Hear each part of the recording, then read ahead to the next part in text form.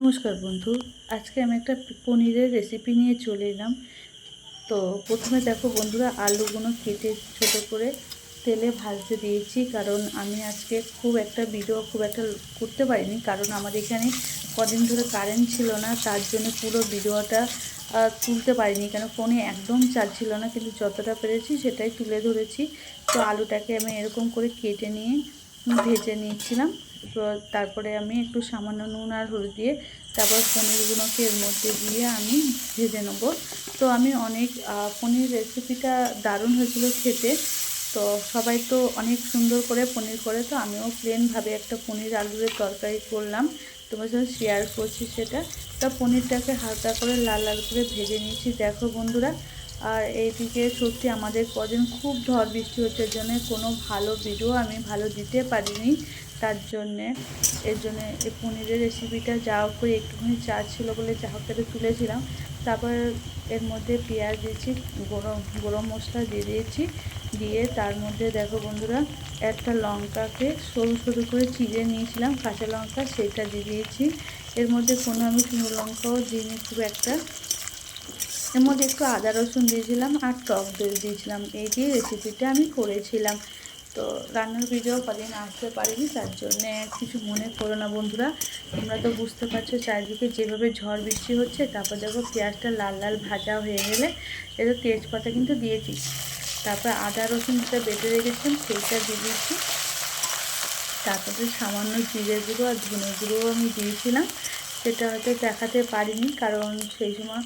তারপরে এদিকে দেখো লঙ্কাটা, কাঁচা লঙ্কা, আমাদের সেই ঝুরঝুরি লঙ্কাটা, সেই লঙ্কাটা চিড়ে দিচ্ছি। একটা লঙ্কাই তরকারিতে যা স্বাদ এনে দিচ্ছে না, কী বলবো বন্ধুরা। তো অবশ্যই দেখো মশলাটাকে ভালো করে কষানো হয়ে গেলে দইটাকে যে ফুটিয়ে রেখেছিলাম সেই দইটা এর মধ্যে দিয়ে দিয়েছিলাম।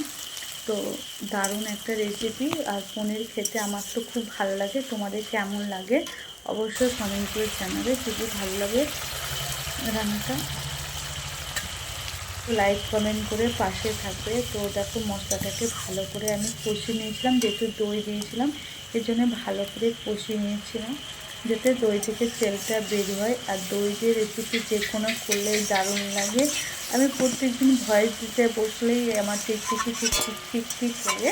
তো দেখো বন্ধুরা, ভালো করে আমি কষিয়ে নিয়েছিলাম, কষানোতে টাইম নিয়েছিলাম, কিন্তু কষানোটা ভালো করে করছিলাম তাতে তরকারিটা কিন্তু ছেড়ে দিকে। তো পনির আলুটাকে ভেজে রেখেছি বন্ধু। তো মোটামুটি দেখো ভালো করে আমার মশলাটা কষানো হয়ে যাচ্ছিল। এদিকে আমার ভাতও হয়ে গেছে, উনুনটা পুড়ে আছে।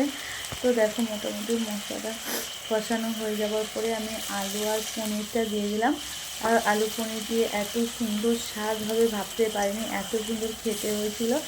আর অন্য কোনো আমার রেসিপি হ্যাঁ অবশ্যই করেছিলাম, শুধু পনির আমি করিনি, কারণ যেহেতু কারেন্ট ছিল না, ভিডিও করার সময়ও ছিল না, তার জন্য একটাই রেসিপি তোমাকে শেয়ার করে। সেখানে আমি টমেটো চাটনি করেছিলাম আর করেছিলাম ভেন্ডি ভাজা।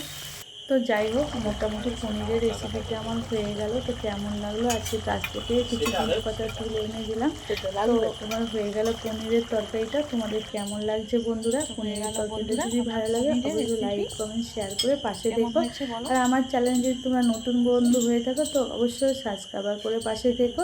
ফেসবুক থেকে দেখলে ফলো করে দিও, আর ইউটিউব থেকে দেখলে সাবস্ক্রাইব করে দিয়ে পাশে থেকো, যাতে এরকম নিত্য নতুন যখনই আমি কিছু রান্না করব তোমাদের কাছে নোটিফিকেশান চলে যাবে। সাবস্ক্রাইব করে বেল আইকনটা অন করে দিও। দেখো যেরকম পনিরের তরকারিটা লোভনীয় হয়েছে, খেতে কিন্তু দারুণ হয়েছে। তো বাই বাই বন্ধুরা, আবার চলে আসবো অন্য কোনো রান্নার রেসিপি নিয়ে।